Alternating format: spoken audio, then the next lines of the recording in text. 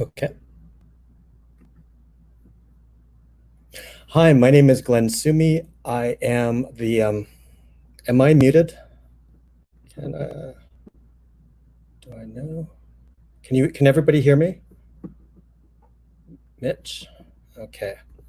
I think, no.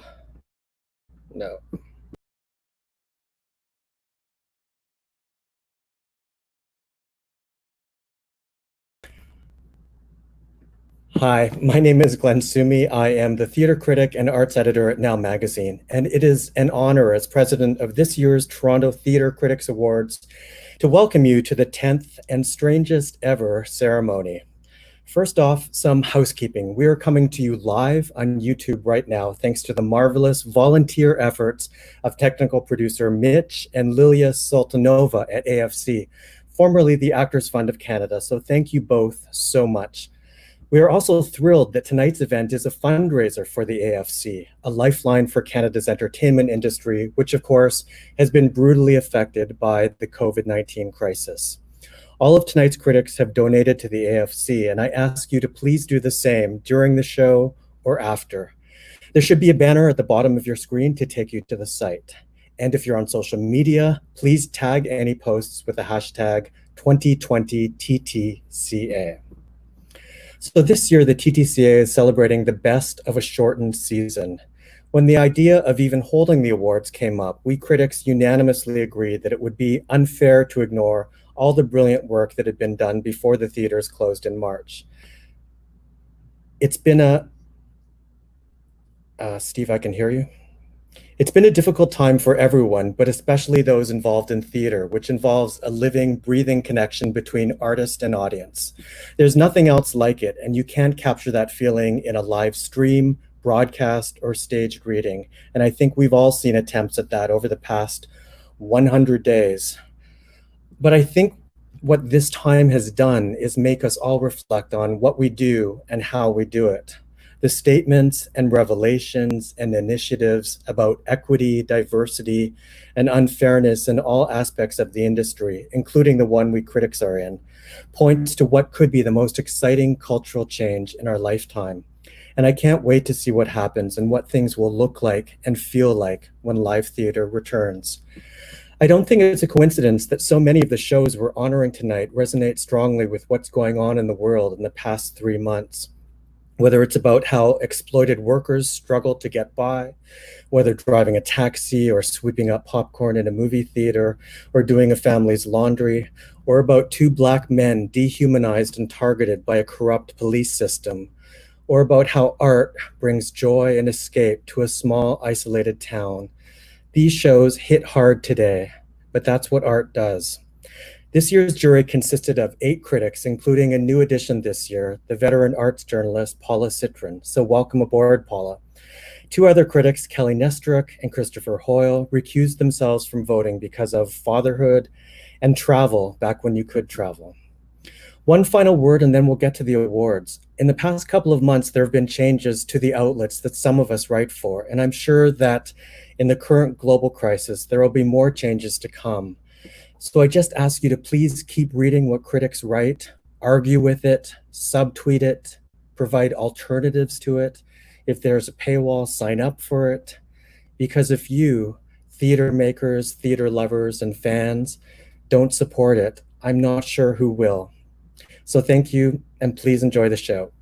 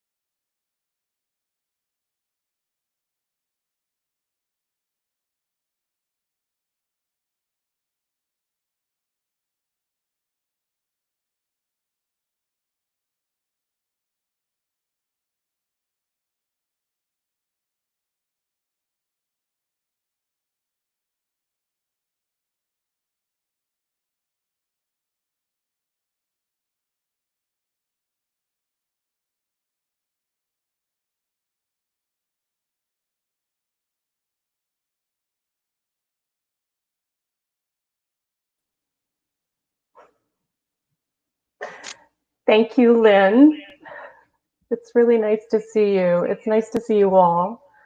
I'm a bit overwhelmed. I don't think I've talked to people in a long time. So to the TTCA, thank you so much. This means a lot.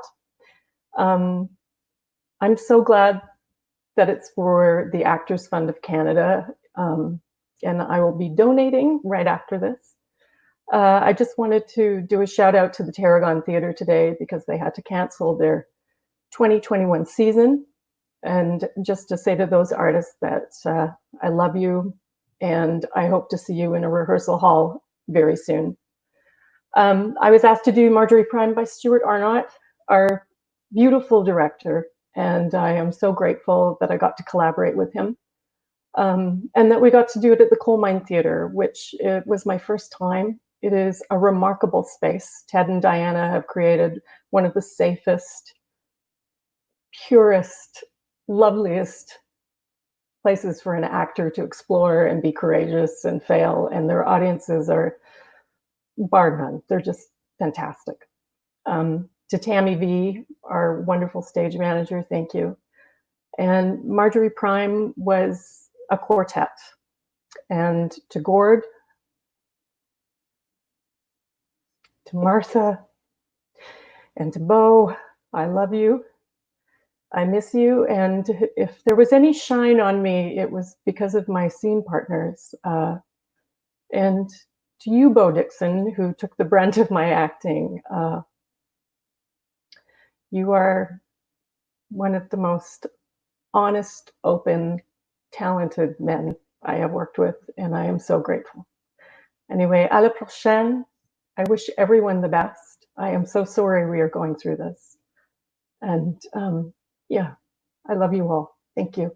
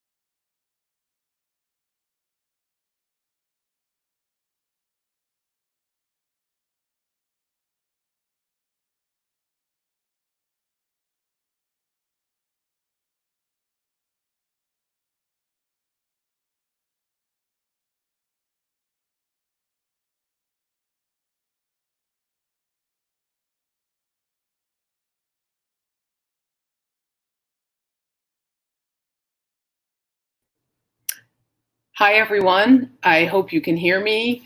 This is Karen Fricker from the Toronto Star. Thank you, everyone, for being here. Thank you, Sarah, for those beautiful, beautiful words just now. It's so good to connect in this way. despite everything. And I'm here to virtually present to you the award for Best New Canadian Play. Who knew that a economics lesson could be so gripping?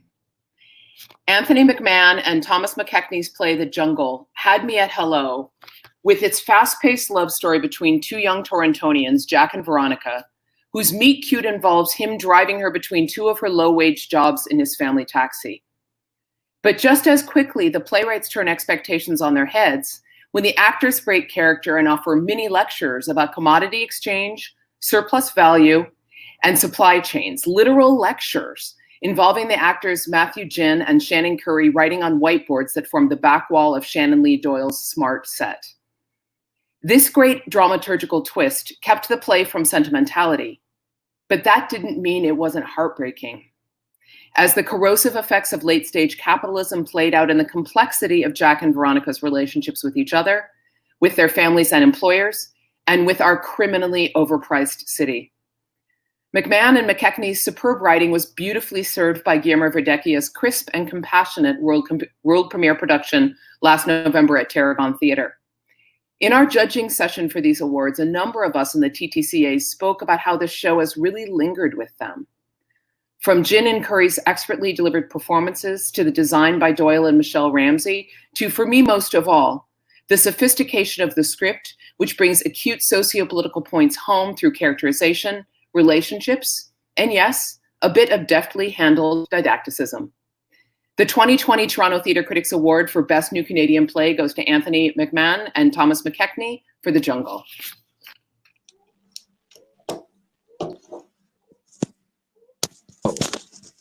I'm in the show. Hello, everyone. Hello, everyone on YouTube. I just wanted to say thank you. Quick thank you to the Toronto Theatre Critics Awards. Thank you to my parents, Adele and John McKechnie, for 30 years of love and support in all my endeavors. Double thank you to Guillermo, our jefe, for many years now, and the director and dramaturg of this piece. Thank you to Richard Rose for seeing the potential of this play and championing its development and presentation. Thank you to Shannon Curry and Matthew Ginn, Shannon Lee Doyle, Michelle Ramsey, Alice Stan, Kathleen, everyone we made this beautiful, beautiful story with. Yeah, thank you so much. I want to thank my parents, Peter and Kenna McMahon, my amazing partner, Eva Walnichek, everyone who's loved and supported me for all this time. And I also want to thank all the admin staff and the house staff at Tarragon, who were so incredible to work with the whole time. And the actors who helped us develop the piece over the last 4 years. So that was Susanna Fournier, Richard Lamb, Jeff Young, Chayla Hunter, and Amelia Sargason. Thank you to the Toronto Theatre Critics Association for gathering us here this evening. It's important to take these moments, especially in these chaotic times of COVID, to celebrate and reflect. And I just want to talk about, like, within the last month, 3 individuals, Regis Kaczynski-Paquette, DeAndre Campbell, and Ijaz Chowdhury, have been killed by Toronto area police. At these times, people often say, like, how can they get away with this? And one of the answers is artists help them. And artists help them when we write, direct, perform, and produce uncritical media about the police. When we make TV shows and films about police officers and their heroic activities, and very few about police victims. Lots about how tough their jobs are and about how the bad ones always get rooted out. But very few stories about people like Regis Kaczynski-Paquette, an Afro-Indigenous woman from the Caribbean, who came to this country and was killed by its agents. Who writes that story? Does the CBC pick it up? Or do they just keep doing reruns of Rookie Blue? To make cops out to be the heroes of reality, the only thing standing between a world of peace and justice and the violent anarchy of destruction. Our Black, Brown, and Indigenous communities are crying out for justice, and I want to know if you can hear them. If you can hear them, I need you to promise me one thing. No more propaganda, ever. We can and will and must tell stories about the police, but we are not a PR firm for racist murderers anymore. We aren't just artists, we are citizens. And so I'll throw it to Anthony to say a little bit more on this. Yeah, I invite everyone watching on the chat right now to go to blacklivesmatter.ca. You can read the demands, you can get involved, you can contact your local counselor, you can donate if you want to. I work at City Council. I'm not here, obviously, on behalf of my City Councilor, but there is a motion being debated at City Council next week to take another look at the way that we fund our communities and the police. So I invite you to contact your City Councilor, let them know that you support reimagining how we can make our communities safe and prosperous at this time. As people mentioned, we are in a crisis, and we can never let a crisis go to waste. So this is the time to act if there is one.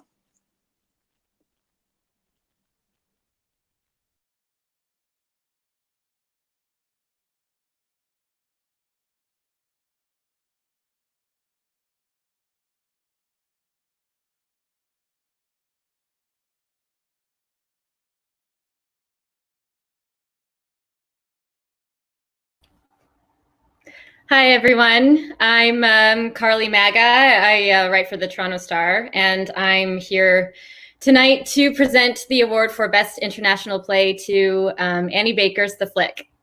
And I wrote stuff, but after the amazing speeches by Sarah and Thomas and Anthony, I'm just going to go ahead and speak. I'm not saying anything new by saying that Annie Baker and her Pulitzer Prize winning play The Flick is good. It's a piece of it's a landmark piece of American playwriting within the last 20 years. It's won the Pulitzer. As I'm reading on the back of my copy here, it's a winner of the Obie Award and the Susan Smith Blackburn Prize. It's renowned for its portrayal of millennial working class and the ways that we talk or don't talk to each other, the way we avoid things, the way we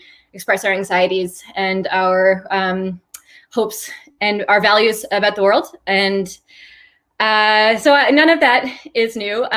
But what I can say that might be new in that I've gotten the chance to reflect on the show from the context of a global pandemic and the way that the show has the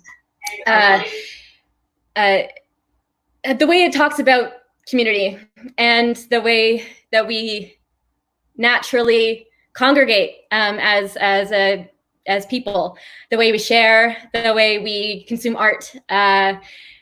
It makes me long greatly for the ways that we used to come together. And I think what we're all really missing right now is that community, that ritual of going to see a play or going to see a movie.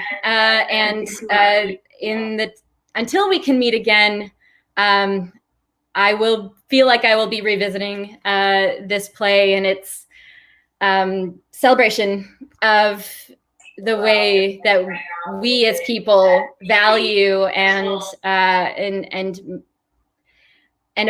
confront or don't confront each other in the way that we should. So to accept the award for Best International Play on behalf of Annie Baker, we have the director of the production that appeared in Toronto in a co-production between Outside the March and Crow's Theatre, and that's Mitchell Cushman. Hi everyone, and thanks Carly for that introduction. Yeah, I know you're the biggest Annie Baker fan that I know, and that's a lot of people are in the running for that. So yeah, thanks for the introduction, and it's an honor to be able to do what the fantastic cast of the show got to do and speak a few of Annie Baker's words, because she's provided us some words to read to accept this award. So I will read those now. Thank you so much. When this pandemic ends, I want to take a trip to Toronto to experience this tremendous theater scene I keep hearing about. I'm also honored by the awards for design and ensemble. I write in order to create unusual spaces and challenges for actors. I don't really have any stories to tell, nor do I have any kind of particular or fervent belief in storytelling. It's about the bodies in the space. So thanks for putting my work on its feet and for thinking of me.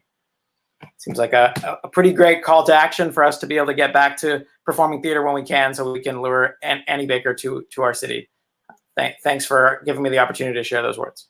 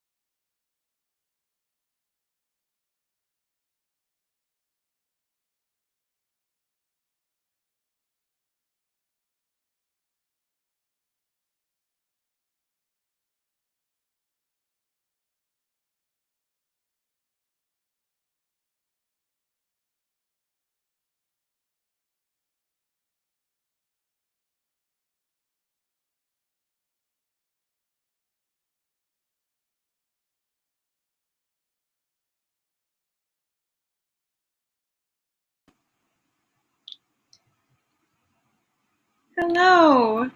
Thank you, Robert. Unfortunately, I think I was having technical difficulties and I couldn't hear you. But that's okay. I hope you all can hear me. I'm speaking from the West End of Toronto, which is the traditional territory of the Anishinaabe, the Huron-Wendat, and the Haudenosaunee. I want to acknowledge those who have been caretakers of this land long before my family arrived here. And I am striving to do better in respecting and honoring this land and the Indigenous people it belongs to. I'm very honored to have received this award. To the jury, thank you so much for this recognition.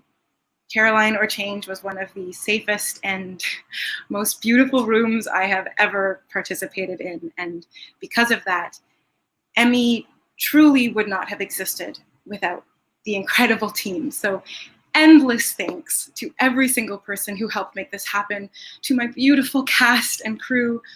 I love you so much. Keep this little light of mine shining bright. Endless thanks to Robert. Robert, what would I have done without you? To Reza, Tim, AC, Solo, Jonathan, oh my God, you're so patient with me.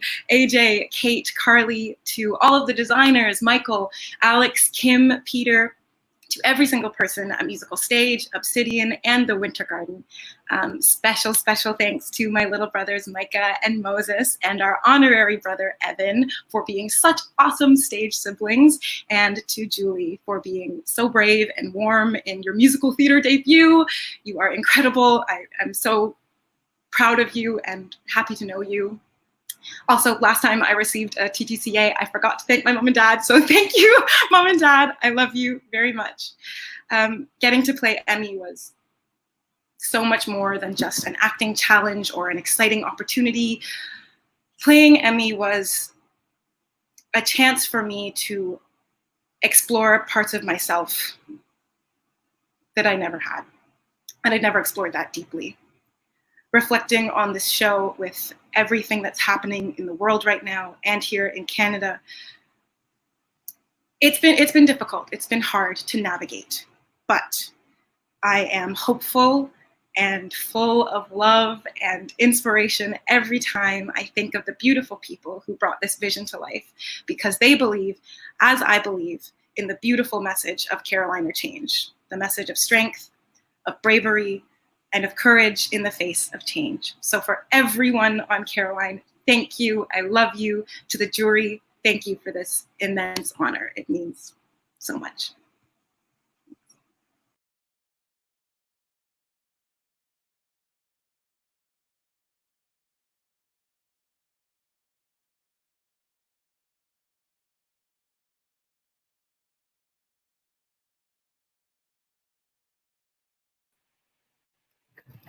Hi, everyone.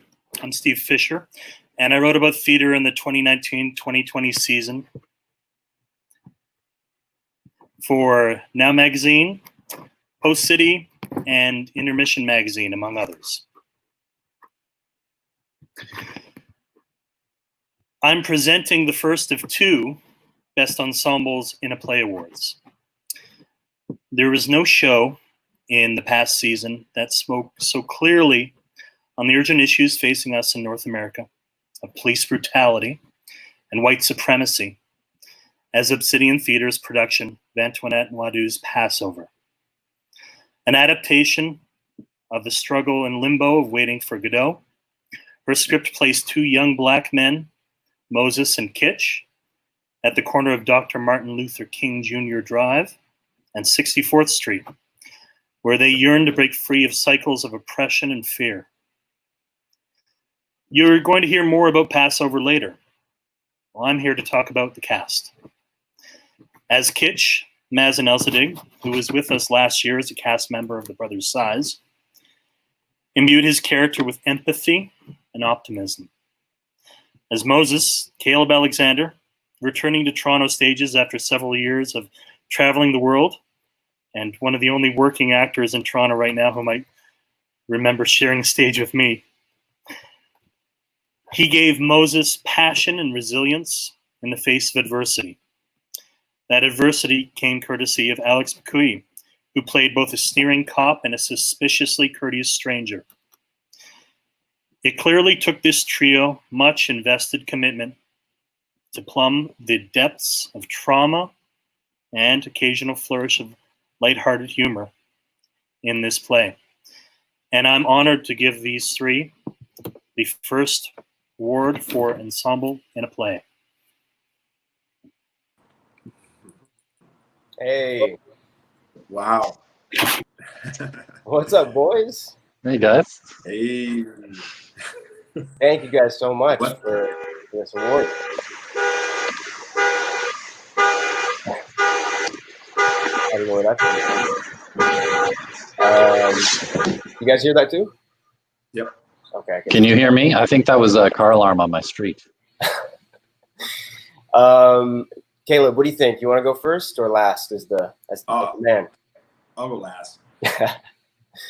Well, I'll start, I guess. You know, obviously the play is so timely with what's going on. You know, one line that just keeps ringing in my head lately is when Moses, for you know, those of you who watched the play played by Caleb, you know, when he says to Alex, who plays the cop, and strips him of his weapons, just keep saying, "Stop killing us, stop killing us." You know, that empowerment of just what's going on in the protests these days is it's just great to see. And I think it's especially in a scenario with someone like Rayshard Brooks, who's in that Wendy's parking lot and grabs the police's Taylor, and he has that sentiment of just stop killing us. You know, so that's what's going through my mind these days. And I'm so honored to have been a part of this production. Just feels so important, and to have shared the stage with my boys, Caleb and Alex.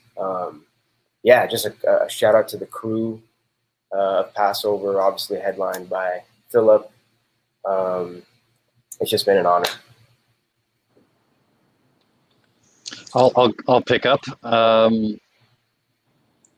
Just to, I mean, I can just only echo what Mazen said, but when I think about what the ensemble of this show means, aside from these two incredible actors and myself, is, you know, Philip, Jay, the stage management team, designers, everyone handled this play with such care while allowing for room to create and make truth on stage. So when I think of an ensemble with this show, I think of everyone involved. And, you know, Thomas spoke so eloquently, and what we can do to change what's going on as artists is support in whatever way we can Obsidian Theater and the work that's going on there, and just keep letting them make theater when we're all back. Mm-hmm. That's all I have. Well said. Yeah, thanks. I guess I want to give props to the guy who isn't here in this room, and I think that Philip Bacon was absolutely a member of this ensemble, just in everything that he did. His lifeblood, his breath, his experience, his stories really helped us connect as a group and as a team. And I can't thank enough that everyone that did come out. And I don't think I've ever been a part of a show where there's just so much love at the end when you have to die. And at the same time, I've never had so many people come to a show that don't want to see me after the show. So I just want to spread the love for all those who are like helping us spread the good word and helping to be positive. Thank you so much, Steve, for that amazing intro. Yes, I miss being a cuckoo bird with you too, brother. And just it's amazing. It's a brilliant experience to have been a part of a show with such incredible people. Yeah. Thank you to the jury. Thank you, Toronto. Thank you, jury. Great support. Absolutely.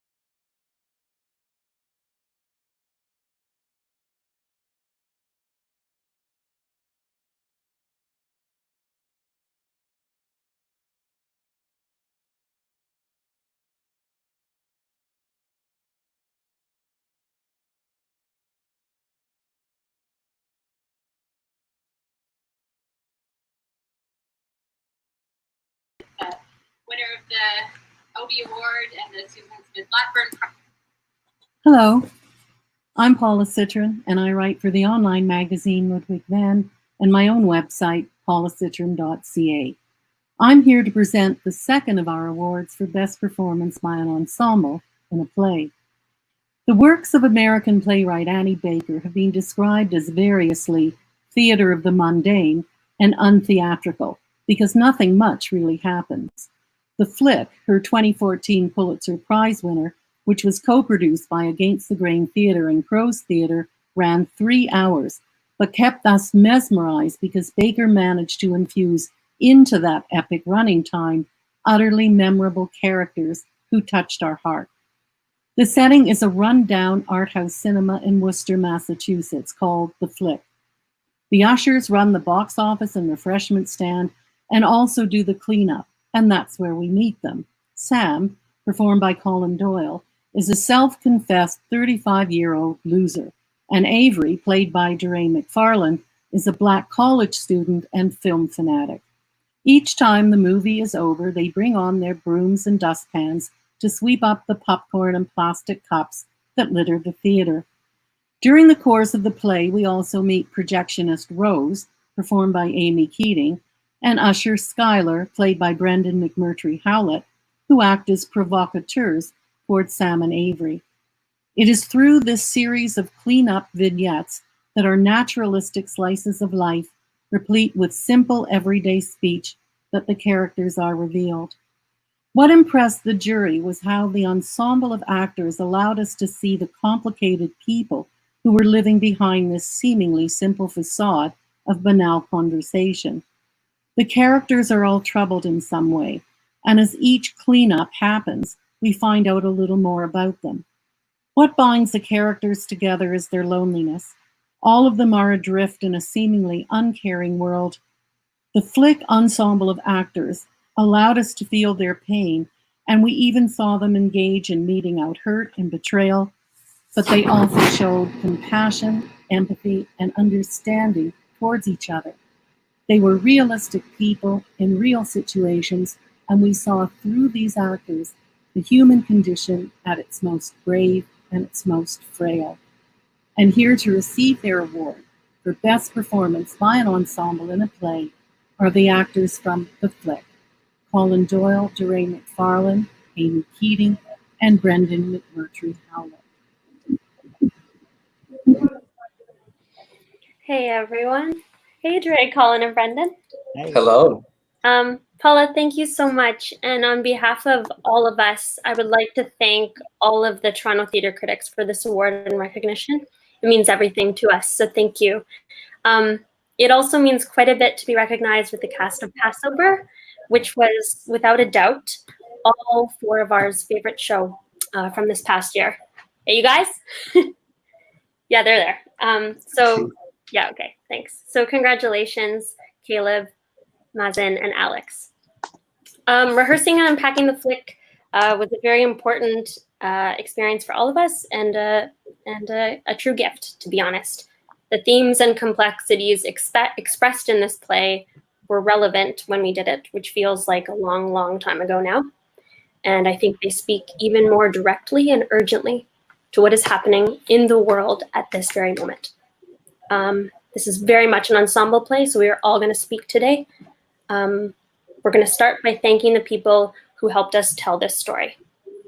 First, to Crow's Theatre, Chris and everyone, thank you for welcoming us. Our entire design team, who are also receiving an award for their work this evening. To our director, Mitchell, and our assistant directors, Rebecca and Catherine, to playwright Annie Baker, for your words. We also received this award in an ensemble, and there were 4 other people who also worked at the Flick and probably took your ticket at the door. So thank you to artistic accomplices, Annie, Merlin, Will, and Luke.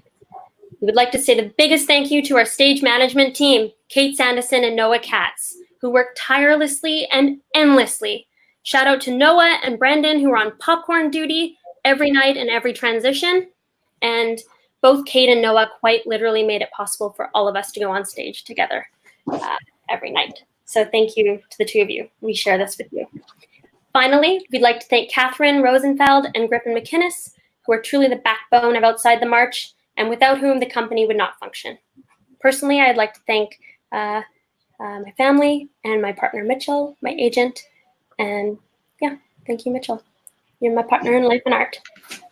It's not lost on us to be accepting this award at a time where many of our theaters are making decisions in regards to seasons and how to move forward. We hope it's not too long that casts and companies are working, creating community, and telling stories together again. On a personal note, I'd like to quickly thank Kate Sanderson and Brendan for the makeup work they did on my bald head and my neck every show.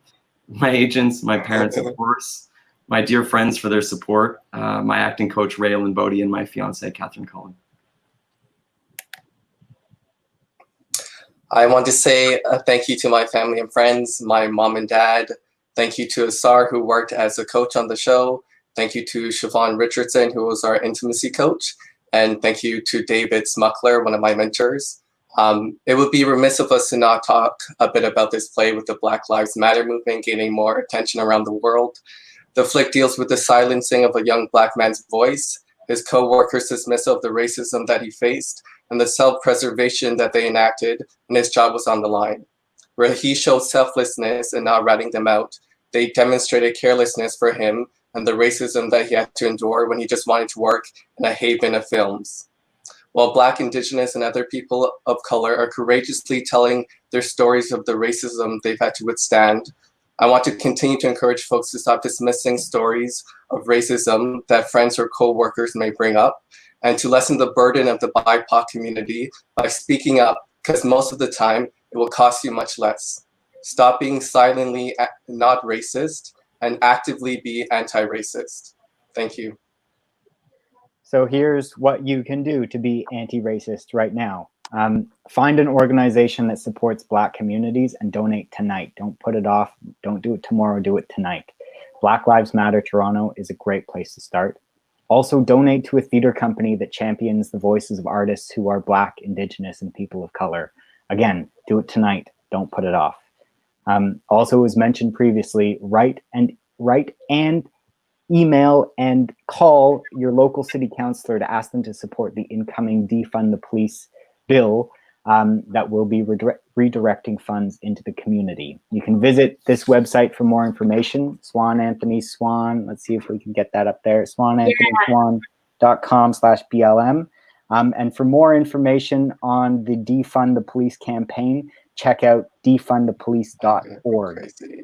Links are going to be posted on the OTM social media for reference. So please, everyone watching, listening, do that tonight. Don't put it off. Thank you. Thanks. Thank you so much.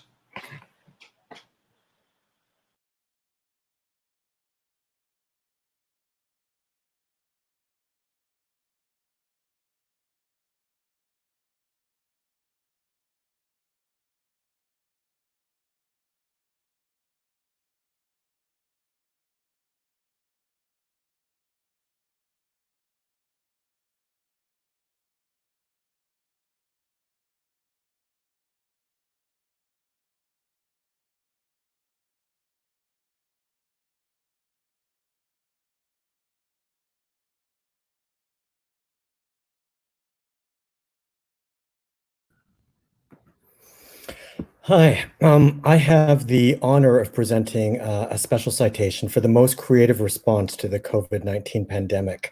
I actually had to check my inbox to see when I first heard about Outside the March's Ministry of Mundane Mysteries, March 24th, and that date just blows my mind. It was like a week and a half after the city went down on lockdown. The company had devised a show to make us feel like everything would eventually be all right. Somehow, Mitchell Cushman, Sebastian Hines, Catherine Cullen, Griffin McInnes, and everyone else knew that we were dealing with massive fears and big unknowns. And so they and their ministers tried to solve one small, trivial mystery. Even the form and presentation of the experience was refreshing. They knew that video conferencing like this would soon become an exhausting and stressful part of our days. And so they decided to call us using the good old-fashioned telephone at the same time every day. and they engaged with us. I remember the initial conversation I had with Inspector Doyle, whom you just heard from for the flick. I remember how he got me to open up about my daily routine, how I dealt with stress, and why I wanted this particular mystery, this little mystery, solved. I thought I would get bored talking to someone at the same time every day, but the opposite actually happened. Even if I felt depressed or anxious or just numb to all the news I was reading, somehow this daily conversation would brighten me up. Through the imagination of the artists, I suddenly got swept up in little conspiracies and went places I physically couldn't during quarantine. It freed me from isolation. In the months to come, I know that artists, you and others, will continue to find new ways to create art and engage us outside traditional theater spaces. And the fact is, Outside the March has always done that. And they did it again with this show when we all really, really needed it. So the special citation for most creative response to COVID-19 goes to the Ministry of Mundane Mysteries.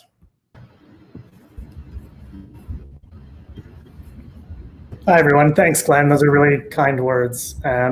Sebastian and I are just two of an ever-growing ensemble of co-creators and artists on this project. So on behalf of all of them, I want to thank the Toronto Theatre Critics Association. There's no silver lining to a pandemic, but we've all been pretty grateful to be able to keep connecting with individual audience members every day.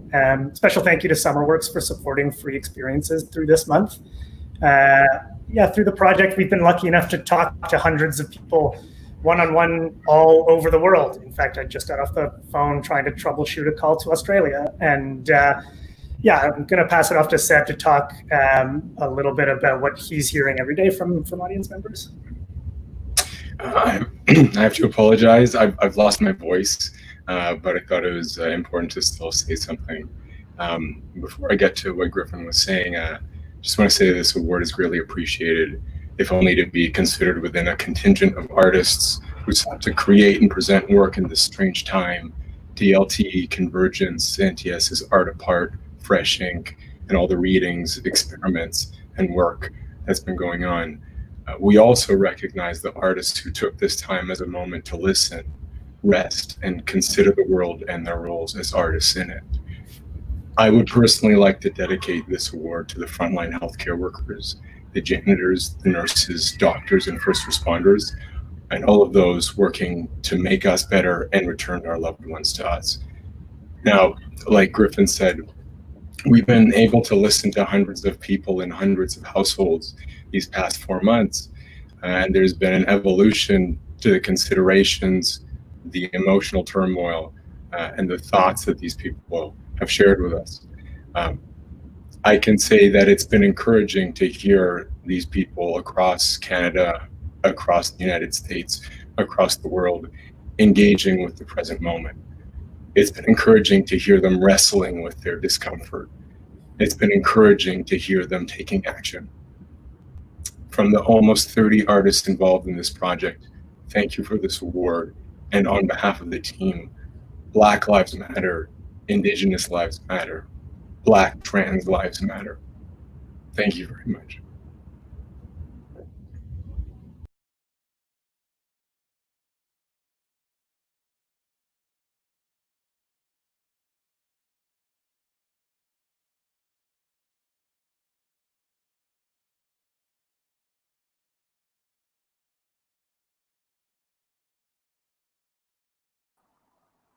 Hi, for this next award, this is the first of 2 awards that's going to the Best Director of a Musical category. And I have a glass of wine with me right now because I feel like it's appropriate for this next award, which goes to Director Marie Farsi for her direction of Dave Malloy's Ghost Quartet. And I have to say that shows like this make me really, really love my job because as critics, we get to see the kind of amazing work that goes on in the city. We get to see, in this case, get to see a really incredibly ambitious, amazing piece of art performed by an amazing cast at the top of their game: Bo Dixon, Andrew Penner, Kira Galoyan, and Haley Gillis. And for me as a critic, I get to rejoice in the fact that I had nothing to do with it because it looks like I don't know how I would begin to wrap my mind around directing something as challenging as Ghost Quartet, which is intentionally intricate and confusing and all over the place, and in order to accurately turn a space like the extra space at Crow's Theater into a kind of a ramshack basement, a neglected attic, an old abandoned cabin in the woods, a sunken treasure, a intergalactic escape refuge.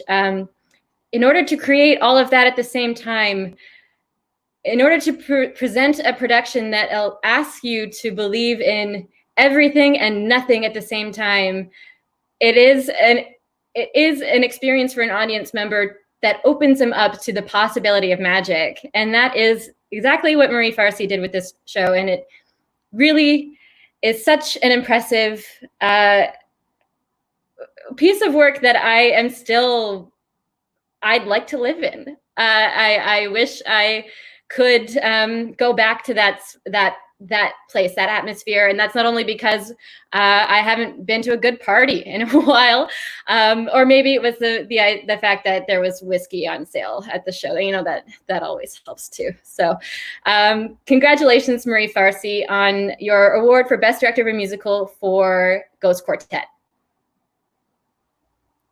Thank you so much, Carly. Have some champagne with me.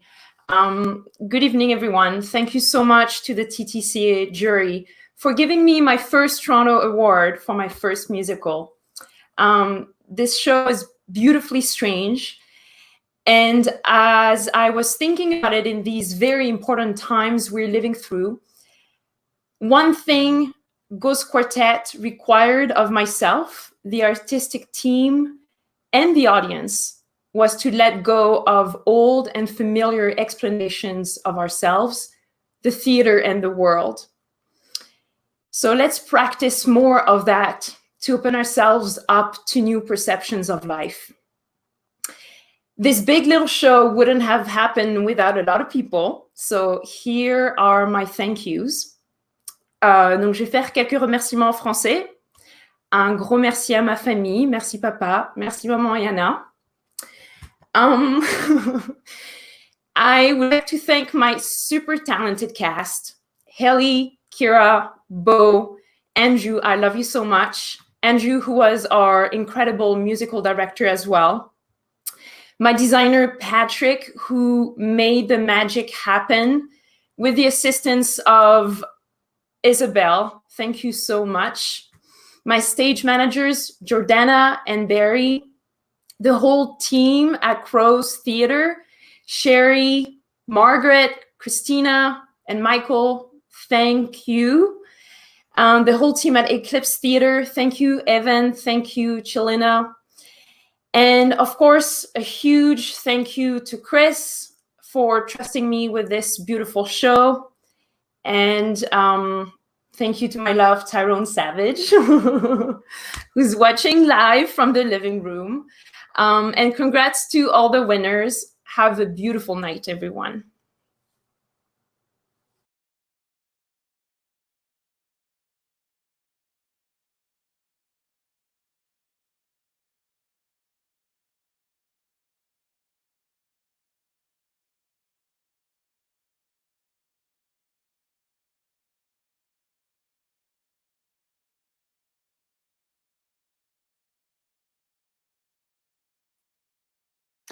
Hi there, everyone. This is Martin Morrow from the Globe and Mail.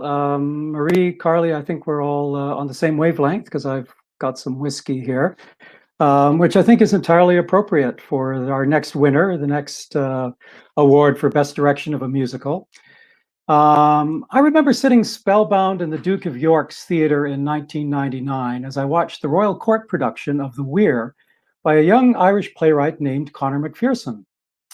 Like a lot of people, that splendidly spine-tingling play was my introduction to McPherson, and it was obvious even then that he was already a masterful storyteller. His subsequent plays over the years have only confirmed that verdict. So, who better to craft a musical out of the songs of Bob Dylan, that Nobel Prize-winning icon of storytelling songwriters? For Girl from the North Country, McPherson put us in a Duluth, Minnesota guest house during the Depression, a rundown way station packed with stories of hard luck, restlessness, and heartache. To these tales, he adds Dylan's, which run alongside them as complementary narratives.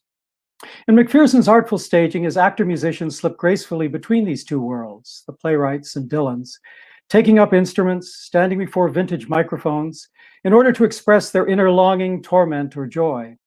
It's as though the songs are being sung over the guest house radio or accompanying an impromptu hoedown, making Dylan's root-steep melodies feel more than ever like old time or indeed timeless music. It was an exquisite production, a thing of dark beauty, the design evocative of Dust Bowl grit and highway horizons, the Irish and British cast under McPherson's direction, full of standout performances. Katie Braben as the demented Elizabeth, with her wild rendition of Like a Rolling Stone. Gloria Obenayo as the single pregnant Marianne, turning a minor Dylan ballad into a thing of plaintive beauty. Shaq Taylor as Joe Scott, the black boxer and ex-con, who finds his outraged voice in Hurricane, Dylan's stinging indictment against racism in the criminal justice system. Thanks to Mirvish Productions and its long-standing relationship with London Theatre, Toronto had the good luck to host McPherson last fall as he fine-tuned his original Old Vic production before sending it back for a second run on the West End. And then, of course, he went on to direct the Broadway production, which opened in March, just weeks before all the theaters there shut down. So we can really count our blessings that we saw it when we did. And so, Conor McPherson, director, storyteller, it's an honor to salute you from across the pond with the Toronto Theatre Critics Award for Best Direction of a Musical. Hi there, I'm not Conor. Press Shift Command and A. Can you hear me? Anyway, I'm not Conor. I'm John Karastamatis. He is in Dublin, where he lives, just outside of Dublin. And I gather he doesn't like to do these sort of things. So here I am. We were really fortunate to be part of this show from the very beginning, from before it was a production. We got a call from Tristan Baker, who's an independent producer, and from Matthew Warches at the Old Vic, and they had this idea, and we didn't think twice. We just said absolutely. We had not read the script, but we trusted in the director and the who happened to be the playwright, and we were really, really lucky to have brought it to Toronto. It was not an easy thing to do. It took a lot of finessing. There were 3 false starts. And it was very, very, very expensive, but it was something that everybody was so proud of, and many of our staff saw it 6, 7, 8 times. I know other people were upset they saw it once, but you know, everyone's entitled to their opinion, so that's okay. It's not a regular musical. If you were expecting a jukebox musical, you would have been sadly disappointed and deeply disappointed. It is a play with music. It uses the music not the way music is and songs are often used in musicals, but in a very different way. And that was one of the really wonderful things about it. So I know Conor would be very pleased to get this award, and he hopefully will be able to put his show back on in New York, where it only had a few weeks performances before it was shut down. And hopefully more and more people will be able to see it. Thank you for recognizing the show.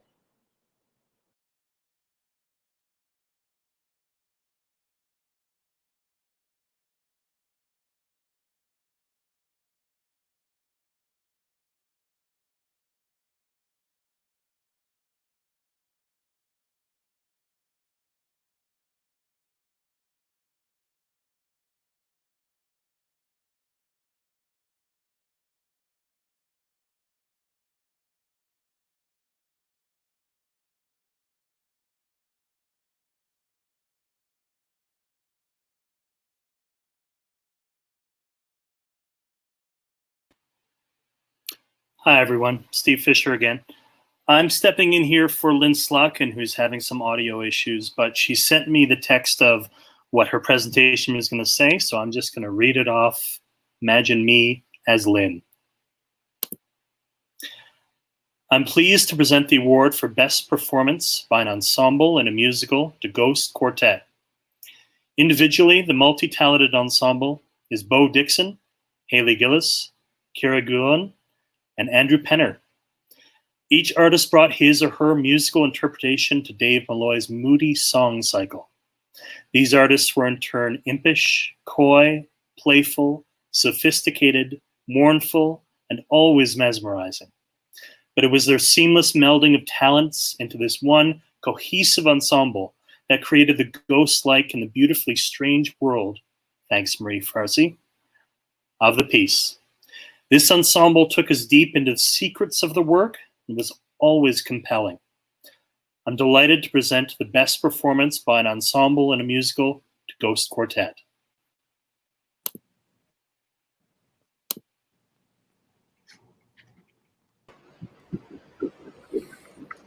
One pot of honey. I think we're just waiting on Andrew. Andrew is our designated speaker. Yes, he is. Yeah. Andrew, are you there? Take it, Haley. Andrew. He's got it.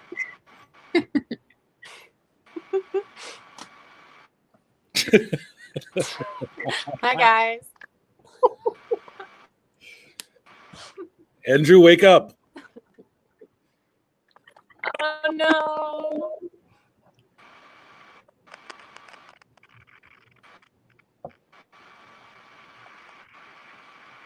Alrighty. Oh, there he is. Okay. He's got a great pose, so maybe I'll just back up that pose. Oh.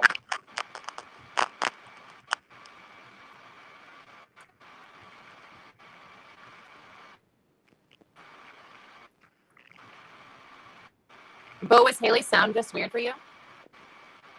Pardon? Haley sounds fine. Okay, I'm having something, so I'll be right. Can you hear? Yeah, we heard Can you hear me? I think Andrew's having some internet issues, unfortunately. That's okay. Why don't we carry on with this beautiful face? So so we just I don't have anything prepared. So I'm just very well prepared.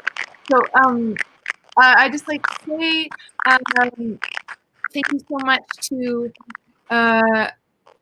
Marie, who is an incredible director, and to Andrew, whose face you're seeing right now, who is our musical director, and also thank you to the incredible audience who came out to our show every night that we got to have a shot of whiskey with and talk to and look into your eyes while we were doing the show. And thank you for coming on this crazy fever dream, whiskey-filled cyber journey with us. It's always very brave of an audience to trust artists, and we're so grateful for that.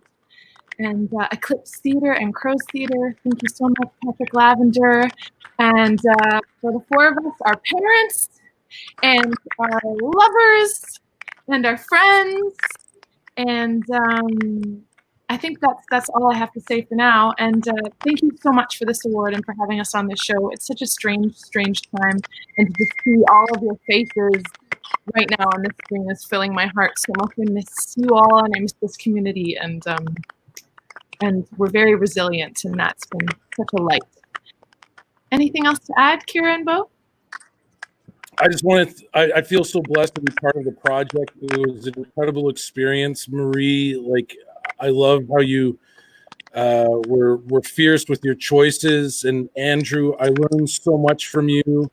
And I had to face my vulnerable self and just commit to the work. It was wonderful. The payoff was like nothing I've ever experienced. Haley, Kira, I love you too, and you look beautiful tonight. Wow, gorgeous. And thank you to Chris for letting Marie and us guys take a big risk. And Thank you to our powerful stage manager. Miss you, Jordana. And here's cheers. Can you guys hear me? Yes. I couldn't hear anything you said, so I won't risk repeating everything. But thank you so much to all of the critics for this lovely honor, and I love you guys, and I hope you covered it all. Me too. Okay, over and out. Bye.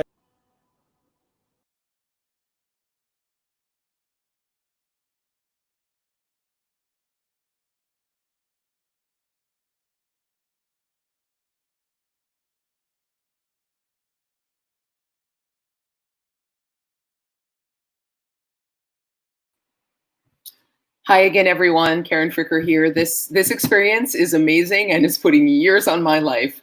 Thank you to all of the wonderful artists who are hanging with us and bringing so much to your acceptances of these awards. It's really appreciated. So I'm now here to move us into the category of Best Leading Performance in a Play. There were many amazing leading performances in plays on Toronto stages, despite the short season. And this was a particularly tough category for the TTCAs critics to adjudicate. So in the end, our decision was tied, and I'm here to present one of the two awards for Best Lead Performance in a Play. Barn burning, magnetic, powerful, and perverse.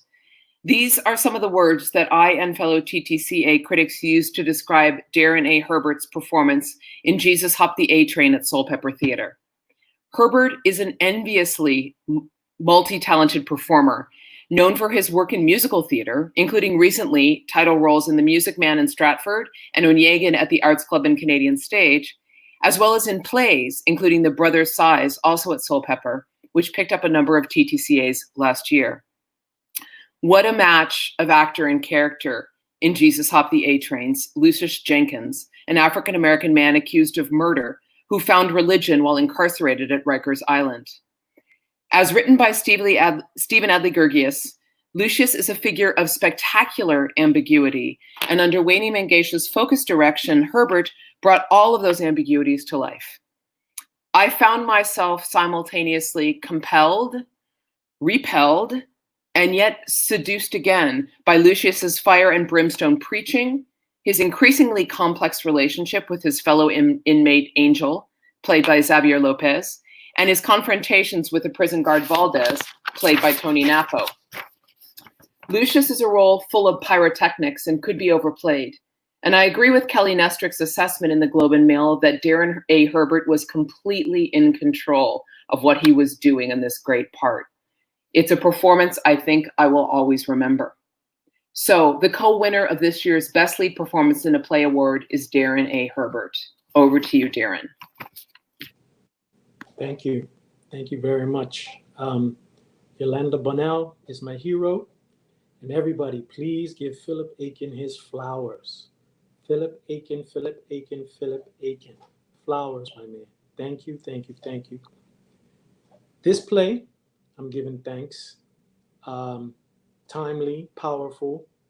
My dance partners were awesome. Javi, Tony, Diana, Gregory, the whole team, awesome. Fantastic work. And I'm glad that it was poignant. I'm fighting to stay awake.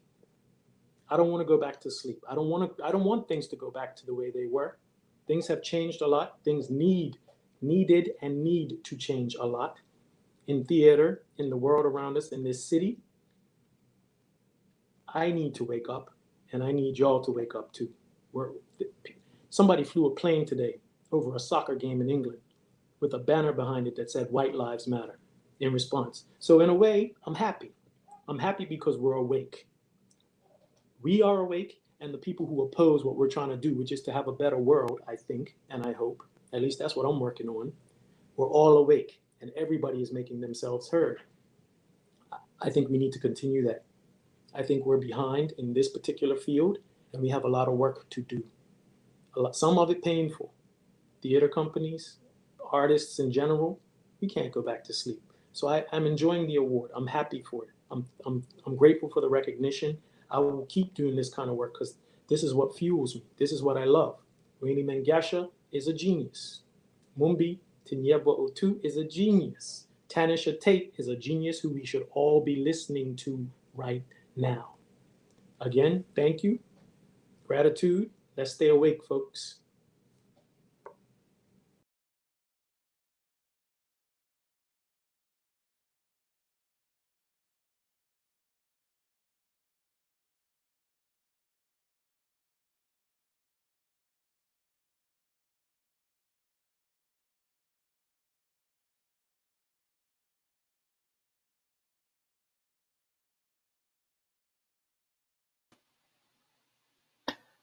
Hi, everyone. Steve Fisher again.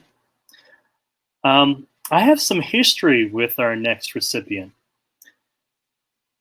Amy and I used to take the same city bus to Canterbury Arts High School in Ottawa. In her final year, I got to serenade her as Uncle Arvide to her Sarah Brown in a production of Guys and Dolls. Since we both left high school, Amy's had a very busy career, traveling Canada, performing. Many of her performances have been out of the city, so I suppose it's possible that some Toronto theatre patrons might not have known her prior to her recent turn in Soul Pepper's Streetcar Named Desire. But after watching her in that production, I'm sure they will all be able to remember her vividly. Her Blanche Dubois was a spellbinding storyteller who, as we come to realize, has honed that talent as a survival skill. That quality, more than any quality of her trauma or response to abuse, shone through in joy.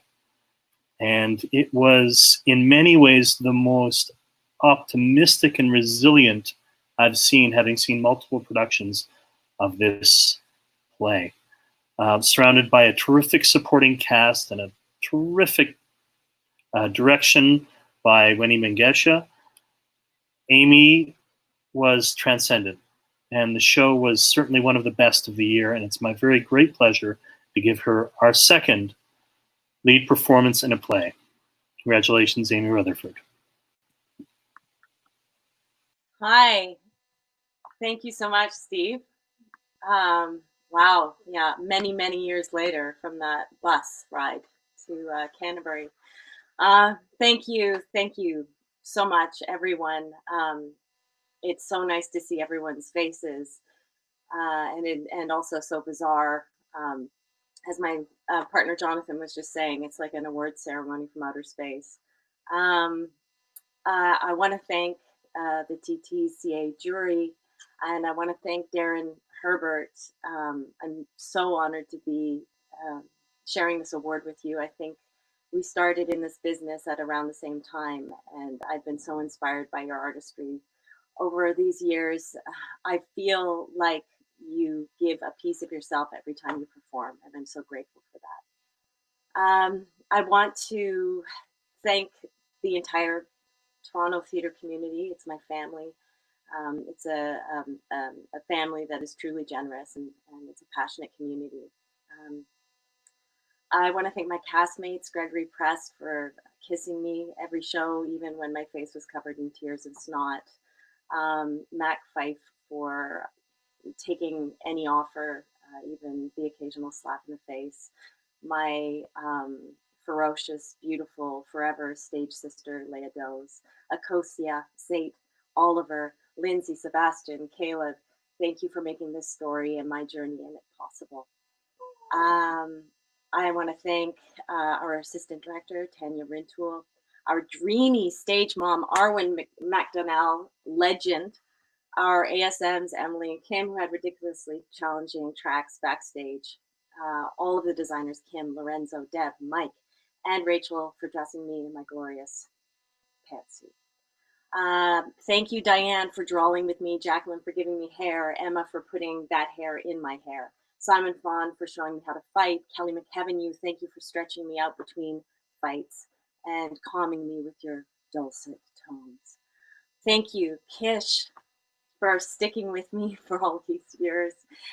Thank you, Alan Dilworth, for programming this in this astonishing and painfully relevant play about race and class and humanity.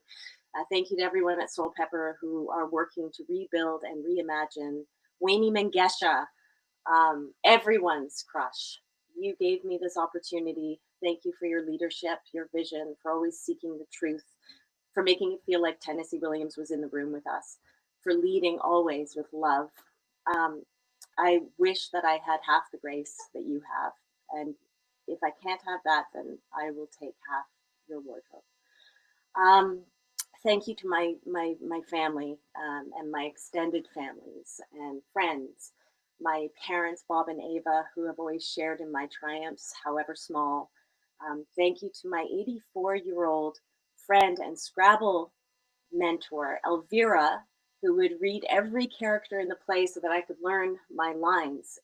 Elvira, you made a mean Stanley Kowalski, and honestly, Mac never quite reached your level. And lastly, I want to thank my partner and companion, Jonathan, who is lying here with our dog.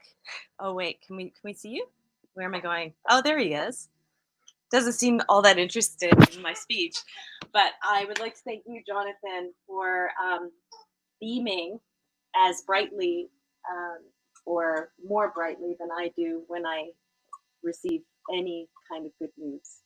I love you all. I love this community, and I'm very grateful for where we're headed. Thank you.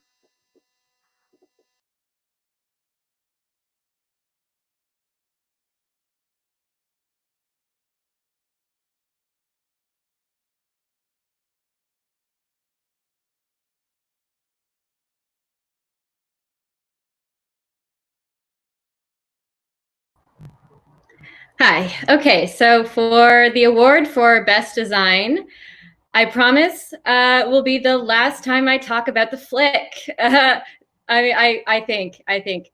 No promises, actually.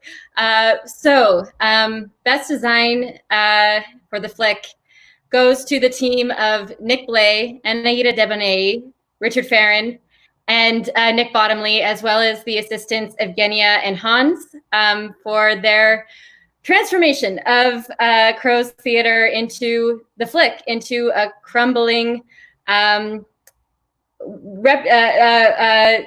independent cinema that it's become a rarity in the States and as well as in Canada and in Toronto, as we're seeing. A small anecdote about my relationship to movie theaters. One of my favorite moments from self-isolation so far has been sitting down to watch a movie and deciding to order Cineplex popcorn on Uber Eats. And it might sound like a luxury or a weird expense, but I have to tell you that receiving that popcorn and getting your first whiff of that popcorn smell, I was transported. It was emotional. It was an out-of-body experience. It took me exactly back to the movie theater. And so that just kind of illustrated how much emotion is built into these spaces where we share these pieces of art, where we we're on high alert, and it can be the most mundane thing. And in the flick, it is, you could say, terminally mundane. But what Annie Baker does with the play and what this design team was able to achieve and meet that with what Annie Baker presents, what she proposes, is that if you spend long enough in these mundane spaces with these everyday people, that everything is elevated. Everything takes on an entirely new meaning. And the set of the flick really did have a life of its own. It changed when you weren't looking. Popcorn appeared in an instant in the pitch black darkness. Movie posters changed within an opening and a closing of a door. The front window of Crow's Theater transformed from the flick into the venue by the end of the play. And that first opening image is not people. We don't meet the people first. We meet the theater first. We see this incredibly beautiful mixture of light and sound, and really it is the theater's performance of its action that we see first, and it is an amazing demonstration of the inner beauty of everyday things. And that's exactly what Annie Baker does so well in her work. And with the guidance of director Mitchell Cushman, this design team, in its incredible attention to detail, as is kind of what we come to expect from an outside the march production, it was a real achievement. And so I want to congratulate the design team from The Flick, which was co-produced by Outside the March and Crow's Theater.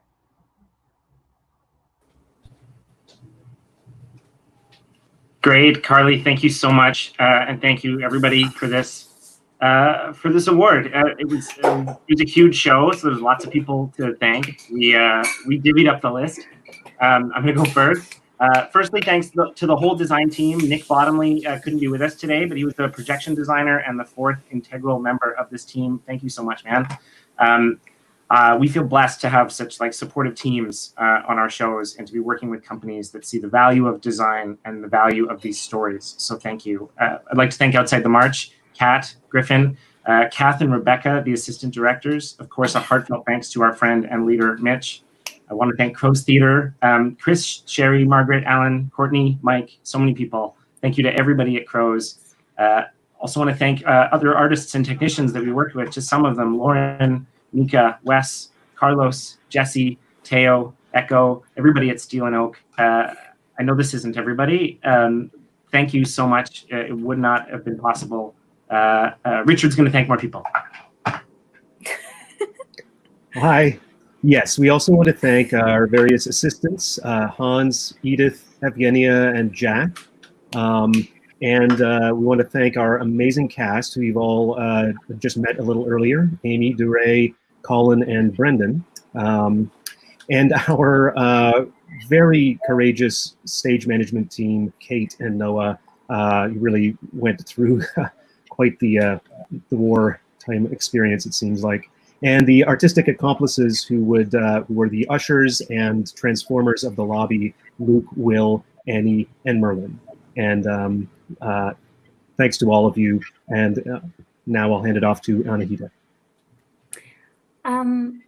Yeah, thanks everyone, and thanks Richard and Nick, of course. I don't think it's any secret that this is like a huge show to put on with a very hardworking community, and we're all very grateful for that. As designers, we're lucky enough to make real the worlds in our imaginations for our peers and our audiences.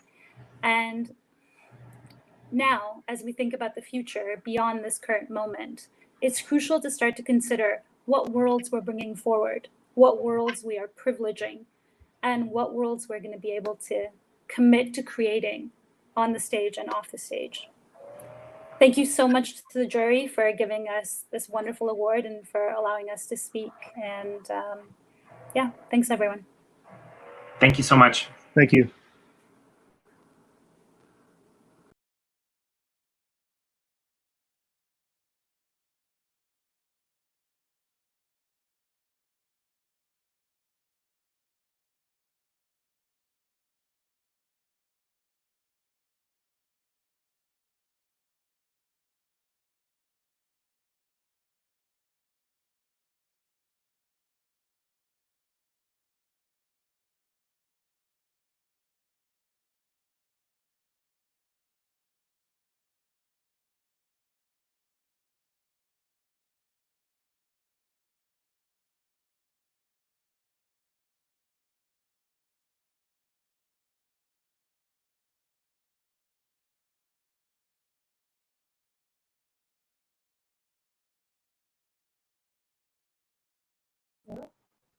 Hi. I hope I can be heard as well as seen this time around. I think I give, well, first of all, we are getting 2 awards this year for best leading performance in a musical, because as Karen said, in a slightly different context, there are so many good performances in the course of a season in Toronto that narrowing down to just one is impossible, and to just two is difficult. But I think we made pretty strong choices this time around. Before I proceed to that, I'd just like to backtrack a little bit and say what I was hoping to say before about Best Supporting Performance in a Musical to Vanessa Sears. I was delighted to be able to present the award to her, even if I couldn't be heard presenting it the first time around, because I've been admired her work since seeing her in a little show called Brantwood, which was total immersive theatre. And though she was a Sheridan student at the time, already made her look and sound like a star, which she's continued to do in, for example, in Passing Strange, in which she was passing wonderful. And of course, this past season in Caroline or Change, playing Caroline's daughter who propels her towards change. So thank you, Vanessa, for that. Now, somebody else who's been a star for as long as we've been watching her is Chelina Kennedy. First, I think ever since she started making her mark at the Shaw Festival, we've all been saying, how long can we hold on to Chelina before Broadway gets her? Well, it turns out that Broadway has her some of the time, but she is still appearing regularly in Toronto, behind the scenes too, as well as on the stage, which is great. And this year, of course, in The Band's Visit, a performance in which she gave a kind of unshowy intensity. She acts as much as she sings, Chelina does, both at the same time, which is awe-inspiring. I remember in West Side Story at Stratford, she played Maria, the modern Juliet equivalent, and she was not only the best Maria I've ever seen, she was one of the best Juliets.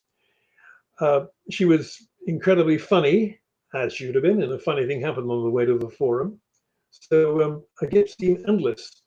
She was wonderfully sympathetic and powerful too, playing Carole King in Beautiful, which she passed through Toronto the previous year.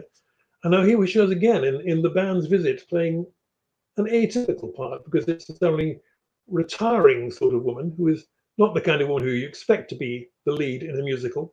And yet she managed to play this and yet make her presence perfectly felt.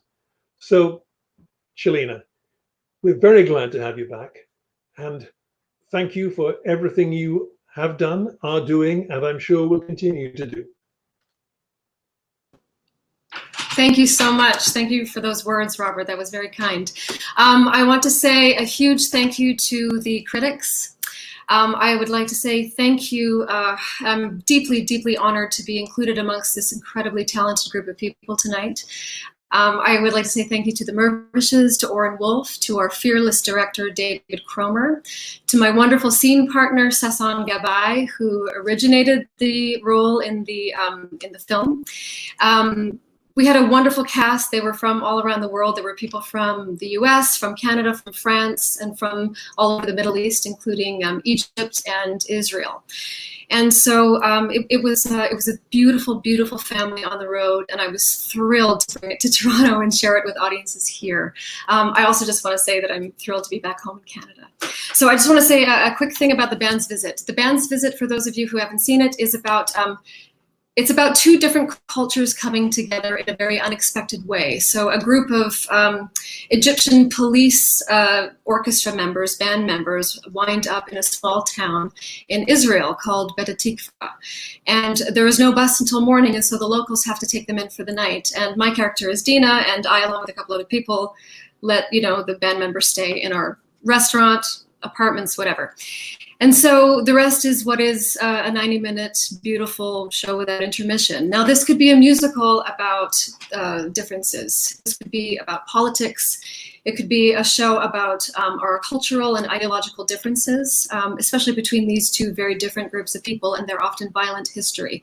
But instead, and as Oren so beautifully puts it so often, it's a show about what brings us together. It's a show about connection. We spoke Hebrew, Arabic, and English on stage, But the common language between all of the people on the stage, musicians, actors, was music. I'm so proud of the band's visit. I'm proud of the message that it contains. I'm inspired by it, especially in these times. I think it's beautiful to remember our shared humanity, that there's more that connects us than divides us, and that compassion and kindness come in many, many different forms. Love knows no limits, dogmas, or boundaries. And I think Darren put it beautifully when he said that we all need to wake up. And I agree, let's all wake up and let's stay awake and continue loving each other. Thank you so much. I'm deeply honored.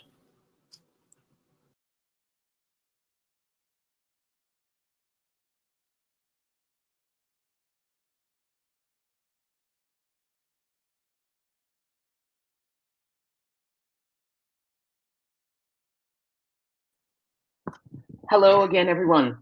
I'm here to present the second of this year's 2 Best Lead Performance in a Musical awards. Julie Black is a star. If you know Canadian entertainment, and we all do, we know this is a fact. She's a platinum-selling and award-winning R&B and soul singer, a songwriter, a philanthropist, and a Black feminist and Christian mentor and leader. But up until 2 years ago, Julie Black wasn't a musical theater star. Not until those clever folks at Musical Stage Company, Mitchell Marcus and Reza Jacobs, invited her to perform in one of their Uncovered concerts. A seed was sown, an interest was born, relationships were forged, and not soon after, Black was cast in the title role of Caroline or Change, a co-production between Musical Stage Company and Obsidian Theatre Company. My Toronto Star colleague, Carly Maga, who you've seen tonight, called Black's performance in this epic musical, quote, a rapturous musical theater debut. The story is set in the context of early 1960s social upheaval in the American South.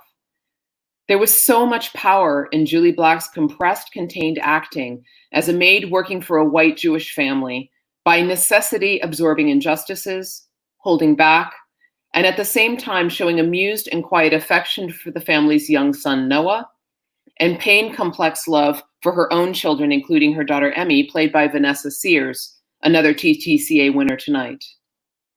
And when Julie Black let go and sang, letting those thoughts and emotions out that Caroline could not release in those constrained relationships and situations, the power was incredible. The power of her vocal quality and the power of the meanings that were contained in Tony Kushner's lyrics and Janine Tesori's music as she performed them. Welcome, Julie Black, to Toronto Theatre and to musical theater stardom. We hope you'll be here with us for a while. The co-winner of this year's Best Lead Performance in a Musical Award is Julie Black. Oh my goodness. Thank you. I didn't think I was going to cry, but here I am. I want to just say these people's names who held space for me. Alana, Camille, Damien, Deborah, Evan, Keisha, Linda, Misha, Micah, Moses, Oliver, Sam, Samantha, Stuart, Vanessa, AJ, Liz, AC, Jonathan, Julian, Carly, Kate, Kimberly, Michael, Monica, Patrick, Timothy, Sholo, Michael Sinclair, of course, Philip Aiken, Robin, and I go back to Mitchell Marcus, who saw something in me when I didn't see it in myself. Fresh off of my mom passing away and just wanting to find family. And the musical stage became that family. And Obsidian, Luke, that smile of his that kept me going for many, many days.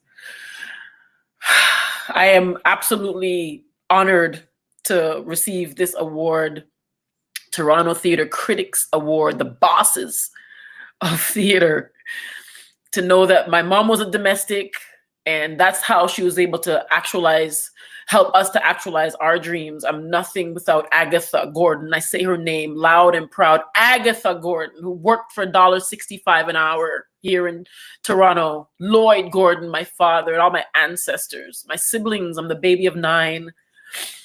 But really, I recognize that we're in a season that is about each one, teach one. That show helped me understand Blackness, but it also helped me realize that whiteness is a conversation that needed to be had and needs to be had more and more, and privilege and fragility and all those things. I recognize it's time to stand in the gap for one another. It's time to listen, learn, and take action. Yes, I'm a Black woman, born and raised here in Toronto, Canada. I should have been born into privilege, but I worked for it. I'm working for it. And so I'm here to be a bridge big enough for everyone to cross. I want to also thank Elaine, Big Voices. I had 2 surgeries last year, 2 vocal cord surgeries. No one knew. It's my faith. I'm a Christian woman. And I knew that if God brought this role to me, that he would bring me to it and bring me through it. We were so blessed to be able to get this out before the pandemic hit. It is timely, and I really hope that it gets to come back. I want to thank the cast of the previous version of Caroline or Change Toronto, because they laid the pavement in the way. And I'm just thankful. I'm so, so grateful. I don't know if I'm forgetting anybody. Victoria, the homie. Victoria, of course. And I'm just, again, so, so indebted to the musical theater community who welcomed me with open arms. I worked hard. 14 months. I cried. I prayed. Robert taught me to work off of impulse, to follow the words. Don't try and sing perfect. Reza allowed me to really be raw and real, and don't reach for the note. Have it sit in your body. All of the lessons that I learned there, they're transferable skills that I'll take into the rest of my life. I'm grateful, so grateful. I'm a storyteller. And now, because of this award, I'm officially a musical theater actor and award winner. But beyond the accolade, this is a baton that I really wish to pass for more Black artists, Black theater, Black stories, all of it. We really need to continue. And I thank you for the allies. And I want to send one more message to all of the white community, white men and women, boys and girls. Be a co-conspirator. Allyship is cool. But being a co-conspirator, if I need freedom, go fight for the freedom, and I'll drive the getaway car. Let's do that. Let's be that type of game changer and history maker. So thank you so much. Toronto Theatre Critic Awards, all of Canada, the whole world. This is YouTube. So thank you. God bless you. Peace.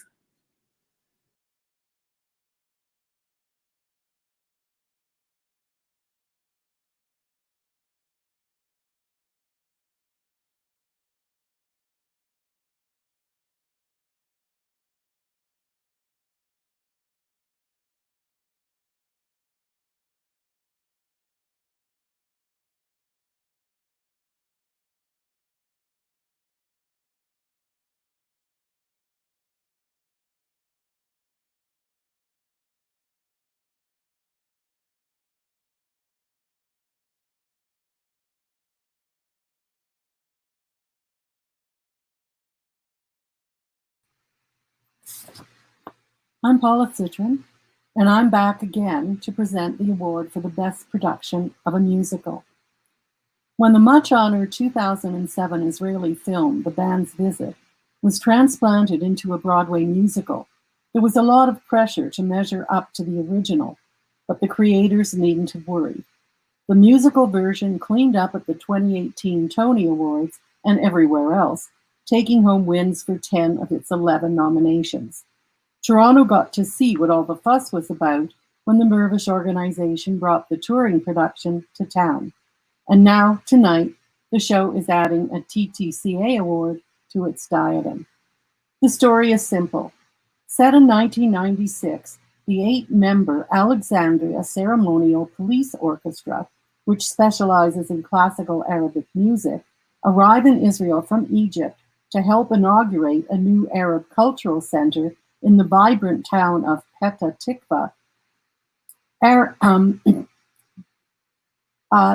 The band is mistakenly given bus tickets for Bet Hatikva, a forgotten town in the middle of the Negev desert. Apparently, Arabic has no P sound and substitutes B in its place. While waiting for a bus to take them to Petah Tikva the next morning, and because there is no hotel, the band is put up by the citizens of the town. The Egyptians spend a night and a day with their Israeli hosts, and the sweetness of the story is that both groups realize that beneath the geopolitical rhetoric that infects the Middle East, people are all the same particularly in their longings and loneliness. Our first sight of Bet HaTikva, our set designer Paul Scott Pask's dull white walls of the desert town with the warren of satellite dishes on the roof, bathed in lighting designer Tyler Mikelow's play of shadows. Sarah Lowe's crisp light blue uniforms for the band absolutely catch the eye, so different from the sloppy casual dress of the local denizens. Writer Itamar Moses wisely kept close to Aaron Colleran's original gentle storyline with its touch of sardonic humor, while director David Cromer ensured genuine emotion and realistic delivery rather than theatrics. Led by the radiant Shalina Kennedy as the world-weary cafe owner Dina, and Sassong the Bay as the stately informal orchestra conductor Tufik, there was not a weak link in the cast. The Bay incidentally portrayed Tufik in the original movie, and 10 years later brought even more gravitas to the role. And then there is the brilliant score by composer-lyricist David Yazbek, who did not have to resort to the soft rock mode that dominates musicals today. Rather, the variety of style is breathtaking. On one hand, we have classical instrumental Arabic music performed by professional band musicians during scenery changes, while the songs themselves range from love ballad to lullaby to patter song to joyous anthem. The rousing encore, supposedly, of the performance in Petah Tikva brought down the house. No wonder the cast album won the 2019 Grammy Award for Best Musical. And here to accept the award for the band's visit, and David Lurlish, is John Karastamatis. Hello. Thank you very much for honoring this show. It opened our season, and we were really excited about doing it here. And I would say most of the audience was really excited about seeing the show, but there were a lot of people who were a bit confused, writing us, "This is a show where nothing happens," which is ironically how the show begins, by telling you, once this band came to town, not much happened. But we loved everything about the show, especially how its message that really our common humanity is all that we need to get through very difficult times. Something that perhaps is very appropriate right now. So it's wonderful that the critics have remembered it and have honored it, because it is very deserving. So thank you very much for doing so.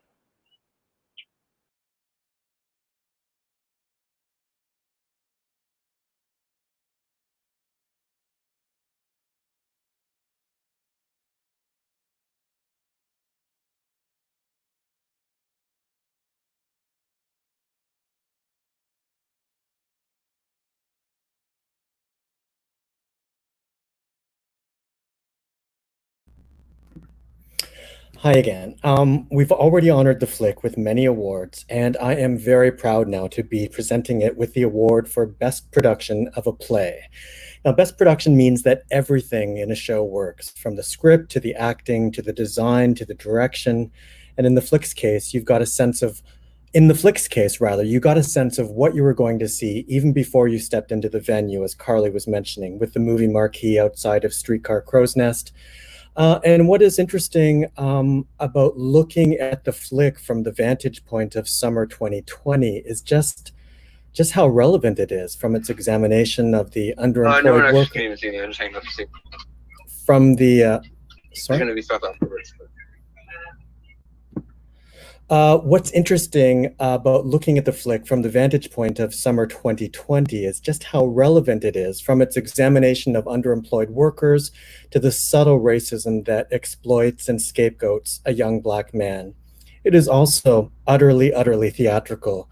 Movies can and are being shown everywhere, from big multiplexes to your handheld device, but no other art form can create the sense of wonder and possibility of live theater. After 3 months, I'm sure my colleagues can agree with me, but I've almost forgotten what it feels like to be in a theater. But when I do try to remember that feeling, my mind goes back to entering the streetcar crow's nest and immersing myself in the flick. So on behalf of the TTCA, I am thrilled to present it with the award for Best Production of a Play.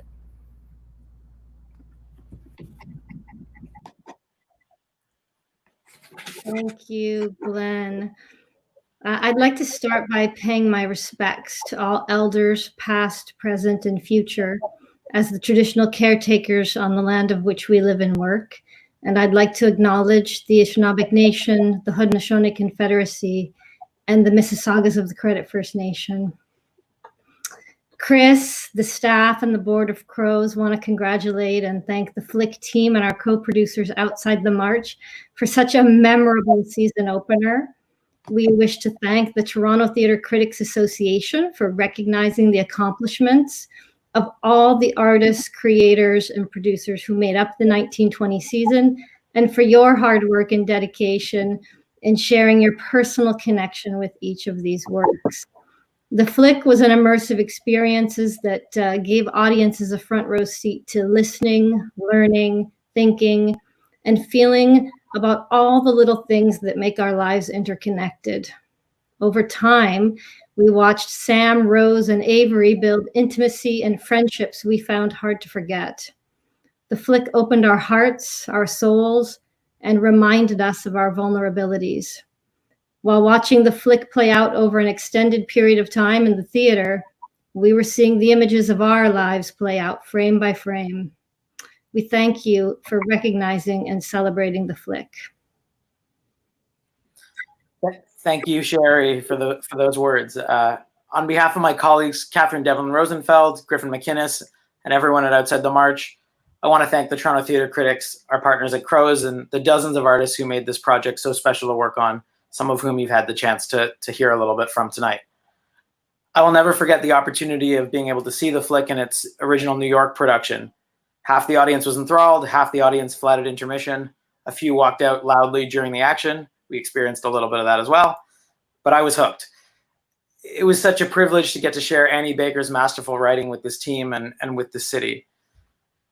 The Flick turns a small band of minimum wage workers into dramatic, tragic heroes. I've been thinking a lot about Avery, Sam, and Rose during this pandemic we are all living through, which has been disproportionately precarious to those working in the gig economy, the folks for whom working at home isn't an option. As grocery store employees, food couriers, and so many other gig workers have been revealed as essential services within our communities, we need to better value, properly compensate, and protect these people so that they're not being asked to exist as tragic heroes. I also want to amplify the crystal clear words that my colleagues DeRay, Brendan, and Sebastian shared earlier tonight, and that so many members of our community have shared this evening. This is exactly the moment where we need to be actively finding ways to break silence and do the ongoing work to bring an end to the systems that oppress Black and Indigenous communities. I believe that as theater artists, we have a vital role to play in this work, and I'm incredibly thankful to the many strong voices in our community right now, showing me and all of us the way. Thank you again to the critics for finding ways to continue to do what you do, as we're all trying to find ways to continue to do what we do right now. I really hope we can all return to doing it soon, doing it better, and doing it more equitably within the theaters that we love, and celebrate the communal experience of watching something together in true Flick fashion. Thank you very much.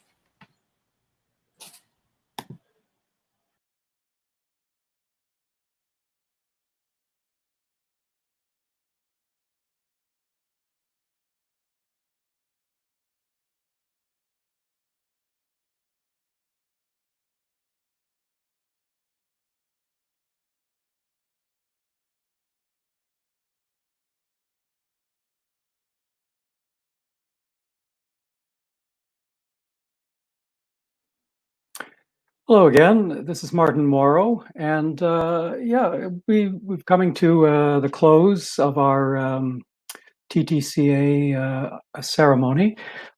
This is the final award, And as you've noticed, that we've had a number of ties over the evening. That's certainly a reflection of how much excellence there was in the past season. But this is an unusual tie for this award, which is Best Direction of a Play. We are giving the award to Philip Aiken, who has tied himself for his direction of Anna Ziegler's play Actually, and for Antoinette Nwandu's play Passover, which together were the last shows he staged as the outgoing artistic director of Obsidian Theatre. They also happen to be two of the most timeliest plays that we saw this season. Actually, which is about sexual consent and alleged rape on a college campus, speaks with nuance to the Me Too movement, as well as being a thought-provoking look at the inequities of race and class. And Passover, a bitter tragicomedy about two young, impoverished Black men on a seemingly unavoidable collision course with a racist white cop, is a ferocious response to the Black Lives Matter movement, and yes, is more relevant than ever at the moment. Only, of course, both these plays deal with issues that have never not been relevant, whether or not they happen to be in the public eye right now or not. Relevant to countless young women taken advantage of sexually. Relevant to countless young Black men stereotyped, maltreated, and victimized for their skin color over and over. And relevant to all of us in a society that allows these things to continually happen. Phil, I was originally going to make this intro apolitical and just praise your tremendous skill as a director and your dexterity in directing two very different plays with very different styles and tones. And I thought I'd leave it to you to say how important these issues are in these plays. But thinking back on your productions, I found myself reliving the emotions that they stirred up, the empathy, the outrage, the sadness. We go to the theater to think, and we go to the theater to feel. And even the best script needs a director and actors to bring those thoughts and feelings to life for us in ways that are profound and undeniable. You did that this season twice with two sharply crafted, superbly acted productions that had an urgency like nothing else I saw on the Toronto stage this year. Or I should say last year. And I think they also stand as a testament to your work with Obsidian as its longest serving artistic director. I was struck by something you wrote recently on the company's website in response to the anti-Black racism protests that are now engulfing the world. You wrote, "Of course, Black lives matter. They're just not valued."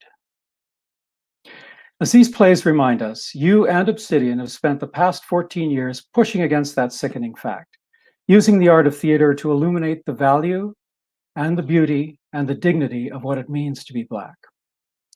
Phil, it is truly an honor to salute both you and Obsidian at this year's Toronto Theatre Critics Awards with Best Direction of a Play for Actually and Passover. I don't know what else to say after that, Martin. Thank you so much. Okay. All right. So I guess the best thing for me to do is to thank the Toronto Theatre Critics and for this double award. It was a shock. It was a surprise. It was amazing. And I'd like to break it out a little bit because there are two amazing plays that I had the great good fortune to be able to direct. So Ari Weinberg from the Manitoba Jewish Theatre sent me this play, and he said, "Hey, Philip, this is a great play. You should talk to David and Avery at Harold Green Jewish Theatre, and you guys should do it together." And so I sent it off to David, Avery, and Matt, and 3 days later, they came back and said, "Yes, we're on board. We'll do it. We think it's great." And I think it's a great testament to those three men who run Harold Green Jewish Theatre, because we have done two plays together with an Obsidian factor. I've done one on my own with them, and they have been amazing and stalwart and people who have really believed in us working together to bring challenging work to Toronto and to their audiences. I also want to just take a minute and go over, I mean, these were two amazing crews of people that pulled together. Tony Ofori and Claire Renaud, two amazing actors who, for me, led me to that old cliche theater question, how do you remember all those lines? Because the play is monologue upon monologue upon monologue, and they were courageous and valiant and powerful and had really young brains to remember everything. Sean Mulcahy, this year's Virginia Myrtle Cooper Award winner, an amazing set designer I've had the joy to work with a number of times. Thank you, Sean. Steve Lucas, who we've done innumerable shows for some of the best lighting ever. Alex Amini, great costumes, sound, Christopher Stanton, stage management team of Laura Baxter, and the assistant stage manager of Maya Bowers. But I really want this to be a whole tribute to Obsidian and to Harold Green for working together to bring this show forward. Passover by Antoinette Wandu, a play so close to my heart. And I have to talk about Caleb Alexander and Alex McCooey and Mazen El-Sadig, who worked so hard and dug so deep and refused to settle. Every day we came in and we kept digging and we kept excavating, and it was amazing. Julia Kim with that amazing set, Chris Malkowski with lights, Vanessa Magic for the costumes, and for the blood pack work. Vanessa, I don't know, you must have had like 20 different variations of blood packs and would come into the rehearsal hall and we would be like, Caleb would be like getting bloodier and bloodier. It was amazing. Beautiful sound by Mickey Rodriguez, stage manager Emily Aubin, YAM. Assistant stage manager Heather Thompson. I don't know whatever happened to the video we have of Heather laying on her back after crawling under the deck, handing things up to Alex McCooey. I'd sure love to get that out to people. Great fight direction by Richard Lee and assistant direction by Jay Northcott. And at this point, you know, I'm 8 days away from leaving Obsidian, and I just need to give this time to do a shout out to Michael, Luke, and Maika, who have been the backbone of Obsidian for so long and have allowed me to do so much work outside. And when I'm not in the office, I've always picked up the pieces, always had my back, and always been the advocates that Obsidian has needed. These two plays are a real personal statement of what I believe.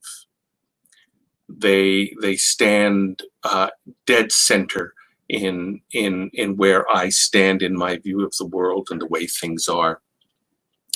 And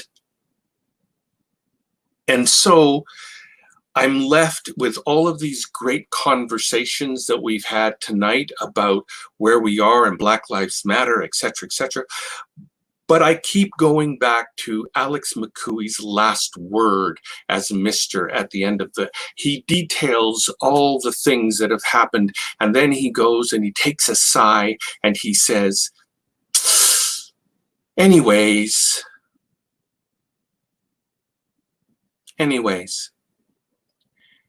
And I think that we are in a moment approaching where a lot of people are just going to go and say, anyways. And I think that we as artists need to not do that. We have to find a way to prevent anyways, to prevent that big sigh, the shake of the head, and the moving away. We have to find a way to keep creating and driving and challenging and doing everything we can to keep at the forefront of our work the power of theater. Thank you so much, everybody.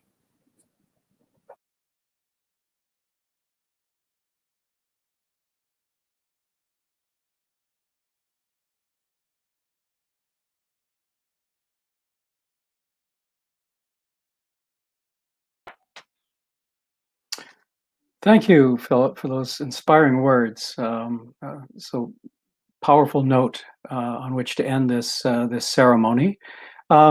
I'd like to congratulate once again all of the winners of this year's 10th Annual Toronto Theatre Critics Awards. And we'd especially like to thank our mighty backstage crew, Mitchell McAnally at Theatre Sheridan, who served as our technical producer, and Lilia Sultanova of the AFC, who is also back there doing all the wonderful graphics. And of course, once again, we encourage everyone watching this this evening to donate to the AFC. The AFC, if for some reason you don't know what that stands for, it's the former Actors Fund of Canada, a lifeline for Canada's entertainment industry, which provides emergency financial aid to entertainment professionals in times of crisis, like the current one. Very, very worthy cause. So thanks once again to the AFC for allowing us to turn this year's TTCAs into a fundraiser for them. And in addition to whatever anyone else may donate watching this broadcast, the TTCA jury will also be donating funds. The money that we'd usually spend for the live ceremony that we usually have at this time will be going to the AFC instead. And one quick shout out too before I go to my critic colleague Steve Fisher, who's been backstage managing this on Zoom as well. He's gone above and beyond in helping make this virtual ceremony happen. So thanks a lot, Steve. And we were sort of remiss. We should have said this at the top of the show. Instead, Vanessa Sears did it for us. But let me say it now that we want to once again acknowledge the land that we're meeting on here, which is the traditional territory of many nations, including the Mississaugas of the New Credit, the Anishinaabe, the Chippewa, the Haudenosaunee, and the Wendat peoples, and is now home to many diverse First Nations, Inuit, and Métis people. Thanks once again, everyone. Thanks for tuning in, and hopefully we'll see you again live next season. Good night.